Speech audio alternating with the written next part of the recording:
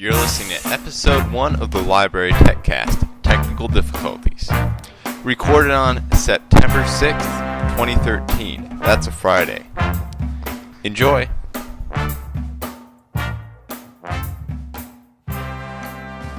Find it. I have 2 hours left. Okay, so, cool. Okay, so... Yeah, so I said we just go ahead and introduce ourselves. Before we had the technical difficulties, I was just saying, quickly, I'm a university librarian at Concordia. We are broadcasting. We're live. Right on. Yeah. Okay, so... You can only see half my face, and my camera keeps falling behind. These things happen. You gotta roll with them. Yeah, okay, well... Okay, so my name is Riley Childs. I am from Charlotte, North Carolina. I am the student librarian at Charlotte United Christian Academy, and I am just really interested in this. I'm really more interested in the technical side, so I'm not more interested in the actual shelving the books. I'm more interested in the actual technical aspects of everything from the physical computers that are in the location to the server and software, and more of that design development on that end. And that's why, and I'm really into library technology. That's probably one of my favorite sectors of technology. So we do have a fantastic show for y'all. So let me pull up my notes. And Jeffrey, I think you're playing it in the background on YouTube. Oh, am I? Maybe that's just me. I don't think so. Close all my other windows.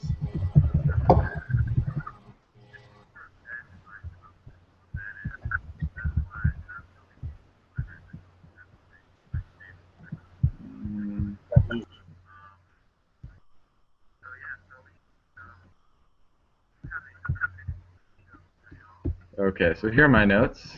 Okay. Okay, so we did the introduction. Okay, now on to general news, and I believe this would, Jeffrey, you had a few things, or Jeff, you had. Yeah. So I wanted to get your thoughts on. So before we had the little hiccup, I was out teaching a cohort of new MAED students. So they're all high school teachers. And they were telling me that the Tustin School District, from kindergarten up, they all get some sort of PDA or iPad or tablet or an actual computer. So and they're allowed to take these home too. So what implications is that going to have for public libraries in that area? They're going to see a huge increase in ebook checkouts or and then when these students come into the university system, what does that mean for us? Should we start focusing on buying more ebooks? Because already students, you see students rarely know how to find a book at the stacks. They want the convenience of finding a book and being able to read it right away, and that's all dictated by what Google, Amazon, Netflix is doing. So you have any thoughts about that, Riley? Well, my only opinion is that I don't really think we can move into ebooks until there is a better established system. Because right now, I firmly believe, and most of the content that I read is only on a Kindle. And one of my biggest problems with are you guys issued any kind of device? I am officially issued a laptop just as part of my duties volunteering for the school. Right, but that's not universal to all students, right? It is and it isn't. Some students who are don't have a computer at home because they can't afford one, because the school that I go to, we give tuition breaks for students who can't afford to go to it. And our tuition is pretty affordable, but there is a lot of students at the school that don't have a computer. And one of the things that they're just starting to do this year is actually to let you take your laptop, the laptop that they issue you home. And did you determine if you get a laptop based on like parental income, or it's just basically? It's 11th and 12th grade, basically, and we do this thing called Switched On Online, and it's an online learning program. And generally, if you do that, you get a laptop because it's just easier rather than having a desktop computer, making sure you have a desktop computer for every student that needs to use one. So we're hoping to get more laptops because we are currently running out because we just had a boom in our student population. But I guess really the other big thing is you have to make sure you have enough. Right. Well, I think that's what, and so now even Los Angeles School District, which is probably like per student is one of the poorest ones in the nation. I'm just assuming. Someone can correct me if I'm completely off base here, but I mean they serve a lot of low-income school districts. They are having a pilot program, and I mean, but their goal is definitely to put in the hands of every single student, an iPad or a laptop, depending on grade and age, and they're even going to let them take these home. So I mean, I guess this may become the norm. But my opinion is, if one of these students breaks one of these things, if something happens to it, how much turnover are they going to have of devices? Which, there's no real personal responsibility of, I own this. I'm just saying, those are just some concerns that I would have. Honestly, I think it really just has to get to a place where the laptop. Where the laptop is cheap enough that if they break it, it's $100, and we're just not going to issue that student another laptop. But generally, the human psyche, if I give you something and I loan you something, they're going to take very good care of it because when they give it back to me, they want to give it back to me in a good condition. I mean, honestly, one of two things needs to happen. They need to get it to a point where the laptop is so cheap that if it breaks or they break it or they lose it or they steal it, it's not a huge deal. Right. There's some way to hold the students fiscally accountable for the laptop. But I think the first one is more likely to come about. I was actually talking to a colleague, and I encourage, I'm for putting technology in students' hands. I mean, they need it, all these students that do have it are going to have a huge advantage to students that don't, or the students that don't are going to have a huge disadvantage. But I mean, I have a problem with them putting iPads, like they should get a computer and maybe like run Linux on it, use Ubuntu or load something up like that. But I mean, they're basically locking a lot of these students into, they're basically advertising for Apple. And the rate they quoted for the iPads for the LA school district was like $673 per iPad because it was some lockdown version and had special learning software. And you're thinking like, you can get a $250 Chromebook, wipe it clean and put some operating system on there, and they could get everything at, pretty much, at what's that, 1/3 the cost?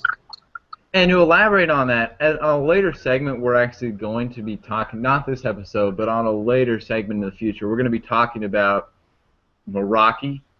If anyone's heard of it, it's Meraki Systems Manager, and it has a client profile that you'll install on like an iPhone, which I don't have mine, and you can wipe it, you can lock it, you can push apps out to it. So I can add the client profile, and then if I have 10 apps that I add to every phone, I can simply push those apps out, and it's really simple. But and you're using that right now, right? I am using that on a case by. I'm using that personally for my family's phones, and on a few select laptops at the school that I go to, because what's the criteria for the select laptops you're using? Just people that continually my continue. stuff, my 10 laptops that I have, Okay. with my 10 old Windows 98 or Windows XP laptops, and there really wasn't any criteria. The IT firm, I'm buddies with the IT guy, and yeah, so he let me. Right, right. Oh yeah, I was just I mean, but it's interesting that you're actually deploying this right now. Like, you know, I'm not really using it. What I actually use for client management, because Meraki, I believe you can use it to add to domain and stuff, to an Active Directory. What I'm actually using for client management is I'm using something called Fog. It's a free open source ghost, but right now I think we just should move along to our next segment. right, okay. Which was going to be the open source project of the week, but right now we do not have we do not have an open source project of the week. But if you have a project that you would like featured, or if you would like to come and talk about your project, send us an email at ltc@rileychilds.net. And if you're watching that's ltc at rileychilds.net. And also, I just wanted to let everyone know that there is an IRC chat going on the Freenode network. We are the channel LT chat, or you can use the web client at ltc.rileychilds.net/chat. Okay, so everyone catch that? Are we all good? Okay. Next, we are going to move on to our ILS series. What we're going to be discussing is a couple different open source ILSes. Let me just pull up my notes. Also, as far as open source projects, we're really interested in anybody who's implementing some sort of ILS, COA, Evergreen, anything that is an open source ILS. We're really interested in hearing about. And Riley's going to talk about how his sort of one that he's constructing on his own. Yes, and I will. Yes. Okay. So here is what I am actually constructing. So here's what I'm constructing on my own. I'm working on something called the Open Library Management System. You can check it out. I think it's openlibman.sf.net. And it is literally the worst library management system known to man. I'm going to be 100% honest with you, and I am actually looking for people to help me, because when I started it, I had no idea whatsoever what I was doing. It doesn't implement Mark. It doesn't implement any remotely kind of export system. It doesn't implement acquisitions. But my main goal for it is not really to be something that you would deploy in a 50,000 plus book library. It's meant to be deployed in a small private school library or a small public school library that doesn't have the money really to like implement COA, and they could, or even just one of the really lightweight open source projects that they could basically deploy on a Windows XP box that sits underneath the librarian's desk. And that's really just my goal for that. And I am actually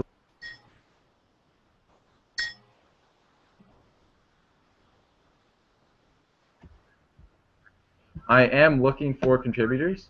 I think Jeffrey, I think you muted me by mistake. Oh, sorry about that. I am actually looking for contributors, and if you are interested in helping out with that, you can email me at rchilds, that's RCHILDS, at cucawarriors.com. And I do not have the nice little lower third graphic that Jeffrey has for the live show, but if you're watching this pre-recorded, it's going to have a nice little lower third for everyone. And that's just... Yeah, and so, I mean, if anybody right now, you can always reach him, too, at the Library TechCast website too. I'm Yeah. sure, right? Yeah. Yeah. Yeah. I mean,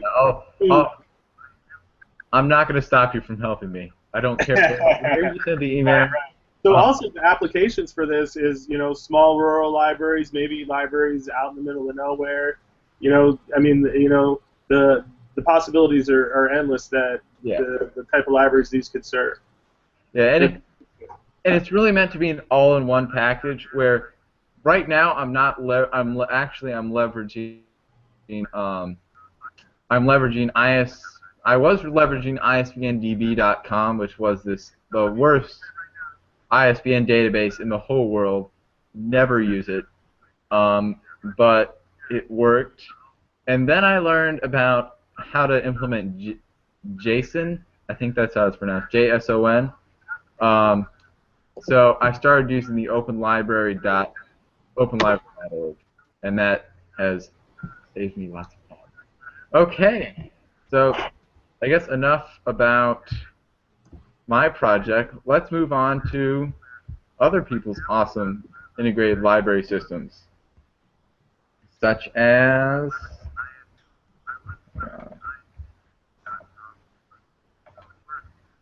So today we're going to talk about maybe the big three, right? the big three: Koa, Evergreen, and the other one that you told me about that I had never heard about before.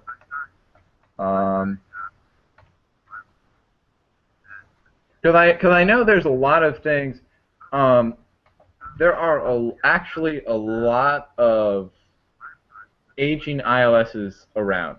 Like I know a couple of years ago, or maybe it was like 5 or so years ago, you were still actually able to dial a number for the local library in Charlotte, the public library here, and access. And if you had a Hayes modem, you could plug in and you could access their catalog. And now they've done a pretty good job at upgrading to upgrading their ILS to actually another Dynex Series Dynex product. But one of the big things that I'm a fan of is I'm a fan of open source software, and mainly because there isn't any vendor lock-in. And tomorrow, if I decide that this isn't working for me, I haven't spent a $500,000 investment getting this all set up and configured, and I can just simply switch. And generally, these are pretty friendly about exports and imports, so that's good. And I mean, the cost on these proprietary software like Triple I or CRC Dynex or even OCLC, their world share, I mean, they're outrageous. I think, for what you're getting, and what's out there open source is day by day it's becoming a real competitor. Mm-hmm. Okay, so the big three are Koa, Evergreen, and Kali OLE. I hope I'm pronouncing that right. Yeah, your guess is as good as mine. Yeah, I think anyone who is interested in correcting me, that would be fantastic. Yeah, and if anybody's out there that has implemented any of these three in their own library, or they're actually a contributor to the open source project, we'd love to have you on. So hit us up or send us an email. Yeah. Yes. Yeah, and really, I've only really been able to play around with Koa, because I cannot seem to get the Evergreen website. I was able to install Koa, and the Evergreen installation procedure is just super tedious, and it was crazy. I mean, really, I was going to try and install Evergreen on my personal server. It's the first step. I mean, it's installing that Open SRF or Open SPF that really messes with you, because there's like 3 different. Someone's probably going to come up and correct me and say that I'm wrong, but from what I was able to tell, at least in my opinion, it was confusing, and there were like 6 or 7 different. It was just crazy, because there were like a whole bunch of different versions of it, and it said that it would work on this, but it really didn't. So like I was trying to install on Ubuntu 12.04 server, which it said it should support, didn't support it. It's just in my opinion, Evergreen is lacking in the installation documentation because one of the main implementers of it was the people who wrote it. So So is there actually like a listserv or a Google group that you can go for help I think for Evergreen? it's openils.org, and I believe there's a wiki that Okay. developed, and then there's a I thought there was a group. Because I think a big factor that's driving a lot of these open source ILSs is that the institutional repositories have they've been adopted widely throughout academic libraries, and they're seeing that this open source project is awesome. I mean, the support for DSpace is phenomenal. Anybody that posts a question to the DSpace listserv, I mean, I've only been on it for about 2 or 3 weeks, but I mean, it's like they give. I mean, the community answers every single question, and they'll stay with you until you figure out the problem. And I think if there was that sort of real community around some of these ILSs, and I could be wrong, maybe there is, maybe there's an awesome COA community out there that I need to be made aware of. But I think that they're really, because I mean, at my library, after they saw the installation of DSpace and how easy it was to use and how easy it was to install and how much support there is out there, now we're actually looking at an open source ILS. Well, I'm still trying to convince them, so let's leave it at that for right now. But I'll report back with any progress made. But what's your opinion on that, Riley? um, Have you ever looked at any institutional repository software? like what do you mean institution repository? I'm not up to date on the lingo. Oh, so like anytime you digitize the archives or digitize theses, Oh, like Zeke, like what is it? It's Isadora is another one. Z.39. That's that sort of thing. No, that's just the protocol. But these are actually like so Oh. say you digitize a whole bunch of pictures and put them on the web. So Oh, there's I know what you mean. Yeah. I see. Yeah, I know. yeah. Sorry. I thought I was being more clear. Apparently, I wasn't. Yeah. But a lot of these, so there's proprietary software from OCLC. There's Content DM. I know III has some sort of software that they try and sell you. But I mean, like, MIT they're using DSpace as their institutional repository, and I mean, for them, anything a professor publishes, anything, any kind of new research, they can publish that on there. For a school like mine, who doesn't have a real publishing channel, we're going to use it more for digitizing the archives or out of copyright books, and master theses. So, you figure the cost is so prohibitive for these systems that most people just say, well, we'll put that off, and do it later. But I think people that have adopted them have been so impressed with open source that they're now looking at ILSs. At least in the academic community, I think. And I mean, Drupal's another one that's sort of driving that, I think. Yeah. I actually that I have not heard the term institutional repository before, but I have actually I understand. I've heard of exactly what you're talking about. I mean, a move to open source on anything is fantastic, but really that sounds really great because if I'm a professor or I'm doing research at a university and I don't have a method to publish my articles or my papers, if I can put them up on that and I can say here they are, look at them, they're neat, I want to share my research, and that definitely would it definitely seems like it would foster new thoughts and being Yeah. And I mean, I think it was mainly in a response to you have these professors that are publishing articles in these academic journals, and the journals going ahead and selling them back the library their own research, So they were sort of trying to address that issue where, if the professor still owns the copyright, they can put it up on the the institutional repository, and so they'll still have access at least to their faculty scholarship without necessarily subscribing to a $500 journal, Yeah.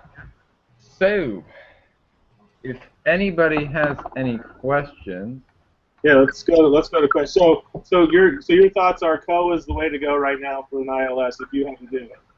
yeah. Okay. And next week, what I would like to do is I would like to get. Is my video? I'm not hidden from broadcast, am I? Can you see me? Yeah. I can see you clear. Oh wait. Oh, that was weird. Okay, it came back. Next week, I actually want to take a more in-depth look at COA, a more in-depth look at Evergreen, and a more in-depth look at Cali, or Think. Yeah, kind of, I hope. But, yeah, if anyone has any questions, feel free to post them in the IRC channel.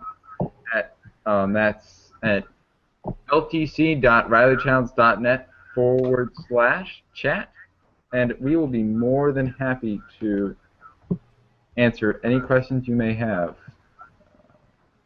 Trying to pull it up. Oh, hi, Tommy K.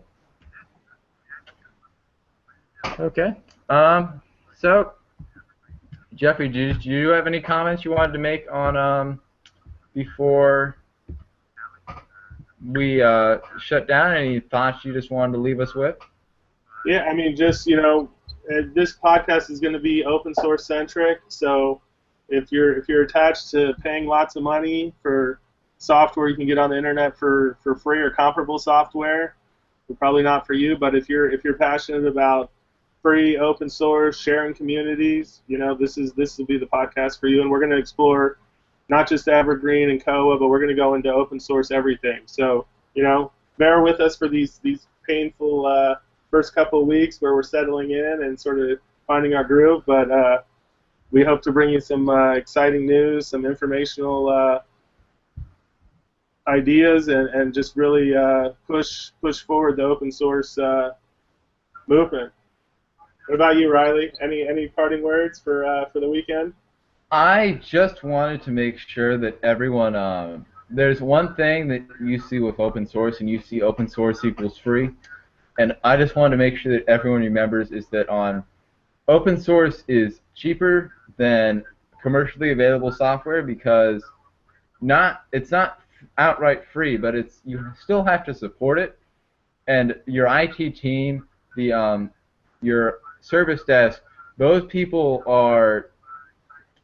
have to be the people that are trained on it first, because they're the people who are going to be supporting it. And that is really just something you need to remember whenever you're deploying open source software, that make sure you figure out you include in the budget that you have for deployment, for employee training in general. And that's just really what I wanted to make sure that everyone remembered, because I've seen deployments of open source software go horribly wrong with great, fantastic software, but they didn't have anyone to support it, and that really just blew everything. Yeah, and maybe what we can have an idea for a show is problems, libraries talking to their IT department, because for me personally, just getting permissions to the server to root access, it took me 6 weeks and 500 emails and finally a face-to-face meeting, But I mean, it's happened, so, and, they're our partners. We need to remember that, especially if you really are passionate about, not, and open source doesn't, like you said, it doesn't mean free, but you're joining a community, and your resources and your budget spend is going to go to further that software, not go to an investor's pocket or something like that, or a big salary for a CEO. Mm-hmm. Because definitely one of the things that I support with open source software is that if you're using it, I always think you should make, if you're using it in your library, I always think you should actually make a donation to the project, because Absolutely. when you're doing that, you're actually supporting the people who make it. That way it's a symbiotic relationship, and that when they produce the new software that's better and awesomer, and it would slide right in and work like it should, instead of it being this or this and it taking months to deploy because there's this problem or this problem. But yeah, so I mean, if anyone has anything, so yeah, I guess we're done with that. Anything else? No, yeah, just everybody have a great weekend. Yeah. And we're always looking for guests, so Yeah. give us a call, and we'll sit and chat for a half hour, and it'll be a fun, exciting time like tonight. You just watched an episode of the Library TechCast. Join us next week when we will be discussing the big three in library ILSes: Koa, Kali, and Evergreen. Join us next week on September 13th, Friday, at 6:30 p.m. Eastern Time. Thanks. Have a great week.